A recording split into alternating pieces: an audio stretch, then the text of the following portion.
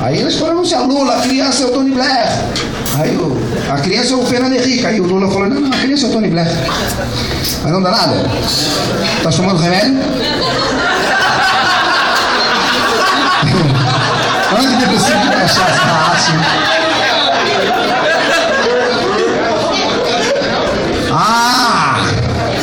Essa é do Cabeça. O Cabeça falou pra mim que é o seguinte: eu não posso jogar futebol de campo, porque o meu nariz é muito grande e eu tô sempre impedido.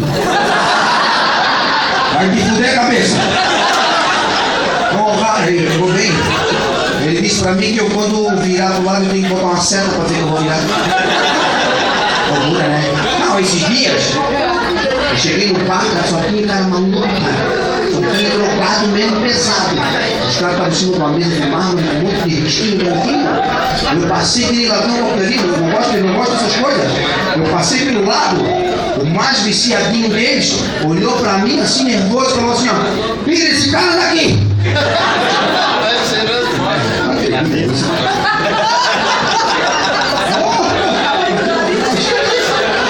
Ninguém entendeu, desculpa. Vamos falar sério,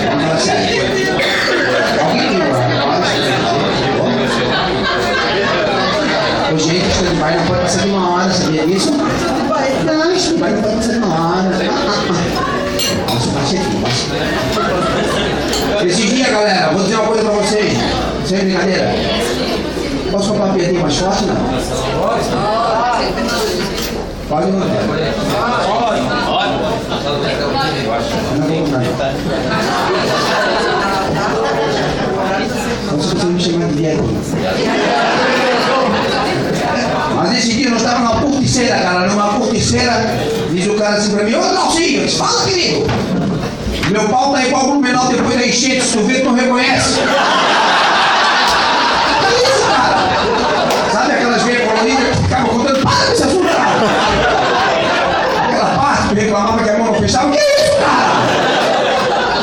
Por isso que eu digo, o problema não é dar o cu, é tu arrumar um amigo que não conta pra ninguém, sabe?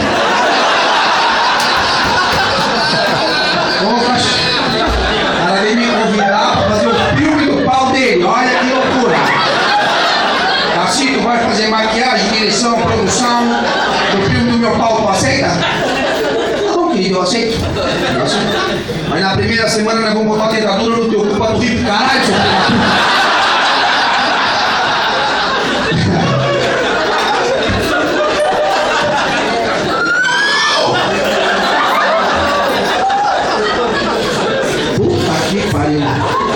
Essa pessoa tá bebendo desde manhã já, né? Mas é louco. Não. Meu Deus, que isso, filho? Solta ele, não tem nada a ver com isso. Que coisa bonita, né? Você sabe que o casamento, depois dos 30 anos, começa a passar por momentos difíceis, né? Todo mundo sabe disso, né? Meu amigo aqui sabe disso. Desculpa, você é uma mulher muito bonita, mas ele já passou dos 51, mas é uma boa ideia, né? Boa ideia, se de firmeza o cara tem base. Ele tem base. Mas depois de muito tempo de casado, um amigo nosso me contou, verdade mesmo, o cara chega em casa cansado e ele não tá, a mulher não é a prioridade quando ele chega em casa naturalmente, mas ele tem um livro onde ele tem que terminar 2 assuntos fundamentais para a formação dele. A primeira parte do livro refere-se à história do PSTU em Santa Catarina. A segunda parte é a importância do programa videogame da Angélica na formação do novo homem brasileiro. Ele deita na cama compenetrado, insólito, para determinar e terminar aquele estudo fabuloso. A mulher involuntariamente deita do lado dele, mas ele não desconcentra da leitura e o livro é pesado e ele sabe que vai demorar. Do nada, involuntariamente, ele põe a mão sobre a barriga da mulher. Opa! Batimento cardíaco dela, 1 batimento por semestre. De repente, o desgraçado, como se não bastasse, ele vai botar a mão sobre a fita da calcinha dele e faz assim. Ah, querido, já bate o sininho na latrina.